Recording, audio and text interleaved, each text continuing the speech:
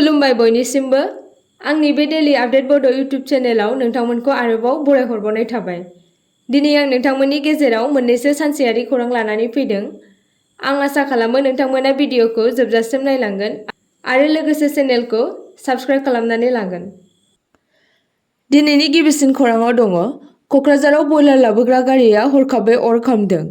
क'क्राझार जिल्लानि सेरफांगुरियाव गंसे बयलार लाबोग्रा गारि AS19C6539 नम्बरनि बलेर' पिकआप भेनआव हरखाबै अर खामदों।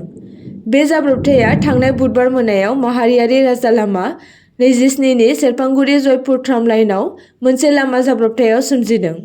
हरनि समाव गोख्रै खारथाइजों खारनाय गंसे बयलार गारिया खारबाय थानाय समावनो बलेर' पिकआप गारिया हरखाबै अर नांनानै ब्लाव ब्लाव अर जोङो।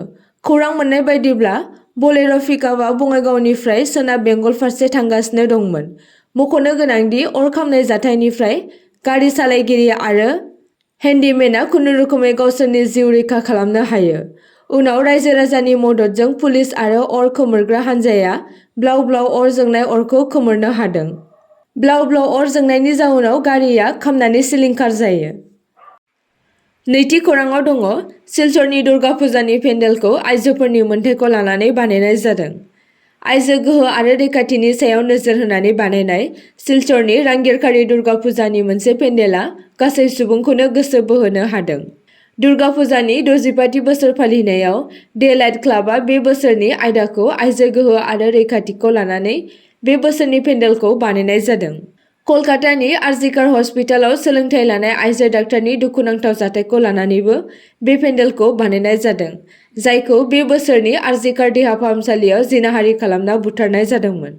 फुजा आफादनि आफादगिरि आरो डे लाइट क्लाबनि नेहाथारि राजु देआ क्लाबनि मिशननि सोमोन्दै गुवारै फोरमायदों दि बे बोसोराव आइजो गोहो होनायनि गोनांथार आयदाखौ दिन्थिनो थांखि लादों, जायनि थांखिया समाजनि हौवाफोरनो मोनसे खौरां दैथायहरनाय, जाय जिंगासिनाय आरो हिंसायारि हाबाफोराव नांथाबनायनि अनगायै आइजोफोरखौ मान होनो आरो रैखाथि होनो थाखाय बानायनाय जादों। गासै पेन्डेलाव आरिमुआ आइजोफोरजों मोगा-मोगि जानांनाय अनागारफोरखौ रोखायै दिन्थिदों, जेरै आमि नारी, आमि बन, आमि निर्जातिता बायदि सानखांहोग्रा केपसनफोरजों साजायनाय नुनो मोन्दों। मख'नो गोनांदि इं 1960 मायथाइयाव गायसनजानाय बे क्लाबआ 6 जिथाइनिफ्राय दुर्गा फुजाखौ खुंबोगासिनो दङ आरो बे बोसोरफ्रोमबो समाजारि जेंनाफोरजों गोरोबनाय आयदाफोरखौ दिन्थिफुङो। थामथि खौराङाव दङ 20,000निबो बांसिन स्मार्ट स्ट्रीट लाइट जगायनो थांखि लादों। गिबि मन्थ्रि हिमन्त बिश्व शर्माया बुधबाराव सासोलनि नान्दी मिकिर प्राइमारियाव खुंजानाय मोनसे हाबाफारियाव सेन्ट्रेलाइज्ड कन्ट्रल एन्ड मनिटरिं सिस्टेमजों लोगोसे स्मार्ट स्ट्रीट लाइटिंनि गिबि खोन्दोखौ बेखेवदोंमोन। बे बाथ्राखौ मोनसे मावख'आरि प्रेस रिलिजआव बुंनाय जादोंमोन। गुवाहाटी स्मार्ट सिटी लिमिटेडनि सिङाव मावफुंजानाय बे मावथांखिनि थाखाय गासै 83.96 कौटि रां खरसा बाहायनाय जागोन होनना फोरमायदों।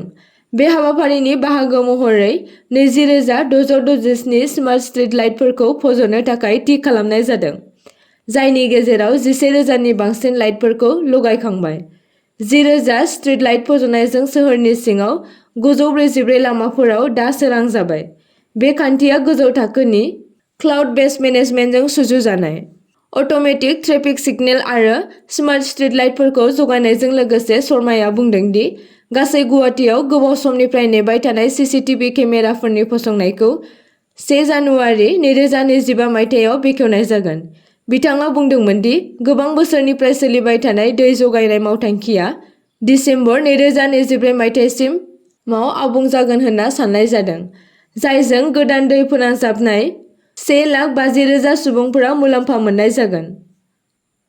ब्रैथि खौराङाव दङ फिसायखौ गोदोना दानस'ना एसिड लुना होदों। केरेलायाव मोनसे बुथारनायनि जाथाया सोराङाव फैदों, जेराव आसामनि सासे आइजोआ गावनि फिसायखौ बुथारदोंमोन। सुलुंनि बायदिब्ला जाहिदा खातुनआ गावनि फिसायखौ गोदोना दानस'नानै मोदोमाव एसिड लुना होयो आरो उनाव गोथै सह'खौ जिजों खोबथेनानै जायगानिफ्राय खारखोमा लांदों होनना मिन्थिनो मोननाय जादों। बुथारजानाय सुबुंखौ बाबुल हुसेन, जाय गुबैयै आसामनि मरिगाव जिल्लानि मायराबारिनि होनना मोननाय जादों। फोरमायनाय बायदिब्ला बिथाङा गावनि नैथि बिसि जाहिदाजों लोगोसे दान मोननै सिगां खामानि मावनो थाखाय केरेलायाव थांदोंमोन। बबेखानि माइराबारियाव थानाय बाबुलनि गुबुन गिबि बिसिया 9 सानसिम बाबुलजों सोमोन्दो लाखिनो हायैनि जाउनाव जिंगासिनानै गावनि फिसायखौ नागिरनानै केरेलायाव सौहैदोंमोन। जोबनायाव बिथांजोआ केरेलायाव बाबुलआ न' भारा लाना थानाय बिगोमाखौ नागिरना मोनहैयो।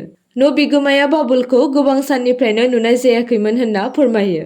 बिनि उनाव न' बिगोमाया माबा मोनसे गोरोन्थि जानायखौ हमदांनो हानानै न' बिगोमाया बाबुलनि खथानि दरजाखौ खेवनायाव न' सिङाव बाबुलनि गोथै सह'खौ नुयो, जायखौ जिजों खोबना दोनखोमानायमोन।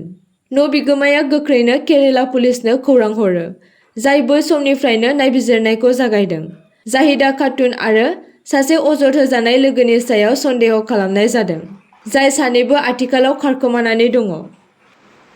बाथि खौराङाव दङ करिमगन्जआव दुर्गा फुजा फोरबोनि गेजेरावनो हारियारि दाङाबाजि सोमजिदों। दुर्गा फुजा फोरबोनि समाव दुर्गा मुसुखाखौ गोथारै सिबिना लाबोनाय समनि उनावनो बुधबारनि मोनायाव करिमगन्जआव दावराव-दावसि सोमजिदों। बे जाथायजों सोमोन्दो थानाय 3 सुबुंफोर साहाबुल आहमेद, आब्दुल आहद आरो सासे उन्दै गथ'साखौ खानाय जादों। बे जाथाया मानासानगान गामियाव जादोंमोन, जेराव बारगागुल सार्बाजानिन दुर्गा फुजा कमिटिया देवी दुर्गा मुसुखाजों फुजा पेन्डेलसिम लांगासिनो दंमोन। अब्ला मुसुखायाव माखासे दुथां सुबुंफोरा संनाय ओंखाम खुबैदोंमोन, जायनि जाहोनाव मोननै हारिनि गेजेराव नांलाय-खमलाय जादोंमोन। दाङाबाजिनि उनाव करिमगन्ज जिल्ला कमिशनार प्रदीप कुमार द्विवेदीया आरो पुलिस सामलायगिरि फ्राता प्रातिम दासआ जाथाय जानाय जायगायाव सौहैयो आरो रायजो-राजाफोरनि दुंहाव थासारिखौ सामलायहोयो। फुजा आफादनि दाबि खालामनाय बायदियै जिल्ला खुंथायआ मोनसे गोदान मुसुखा दैथायहरनायनि राहा खालामनानै होयो। लोगोसे बे समावनो करिमगन्जनि एमएलए कामालकिया दे फुरकायस्तेआबो थासारिखौ नायनो थाखाय ओनसोलाव दावबायहैदों। बिबानगिरिफोरा सोलिबाय थानाय दुर्गा फुजा फालिथायनि समाव आरोबाव दावराव-दावसिखौ होबथानो थासारिखौ मोजाङै सामलायगासिनो दङ। 6थि खौराङाव दङ चिरां जिल्ला एबसुआ सुबुं सांग्रांथियारि मटरसाइकेल हानजा सुरदों। चिरां जिल्ला एबसुआ साननैनि हाबाफारि लाना बड'फा गोजोरथियारि सोलायनाय मावथांखि आरो गुन गोनां सोलोंथाइनि जांख्रिखांनाय सुबुं सांग्रांथियारि मटरसाइकेल हानजा सुरनाय हाबाफारि लादों। मटरसाइकेल हानजा सुरनायखौ उजान बाजार गेवलां गेलेग्रा फोथारनिफ्राय जागायना निसिमा दख'रानि खैला मैलायाव फोजोबहैनाय जादों। हाबाफारिखौ बेखेवना होयो एबसुनि आफादगिरि दिपेन बर'आ। लोगोसे बाहागो लाफादों एबसुनि गाहाय नेहाथारि खनिन्द्र बसुमतारी, चिरां जिल्ला बर' थुनलाइ आफादनि आफादगिरि नगेन नार्जारी, चिरां जिल्ला बाथौ गौथुमनि गाहाय नेहाथारि मन'लाल बसुमतारी आरो गोबां दैदेनगिरिफोरजों लोगोसे गोबां रायजो-राजाफोरा। 7थि खौराङाव दङ आसामनि स्किमफोरा हादोरनाङैनो मख'जाथाव गोहोम खोख्लैदों।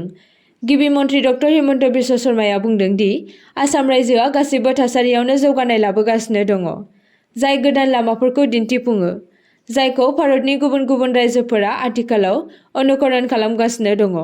मैया जालुकबारियाव क'ट डिस्ट्रिक्ट बेखेवनाय हाबाफारियाव बिबुंथि लाखिनानै गिबि मन्थ्रिया बुंदों दि गुबुन गुबुन रायजोनि सोरखारफोरा आसामनि स्किमफोर बायदि गावसोरनि रायजोआव स्किमखौ जगायनो थिरांथा लादों, जेराव अरुणोदय स्किम आरो गोजौ सोलोंथाइनि मुं थिसनथायनि थाखाय स्मार्ट पर्टेल दङ। मख'जाथाव दि भारतनि गुबुन गुबुन स्टेटफोराव अरुणोदय स्किमखौ गुबुन गुबुन मुंजों होनाय जादों। छत्तीसगढ़आव अरुणोदय स्किमनि मुंखौ सोलायनानै भारतीय बंधन योजना, बबेखानि कर्नाटकआ बेखौ गृह ज्योति स्किम महरै मुं दोनदों।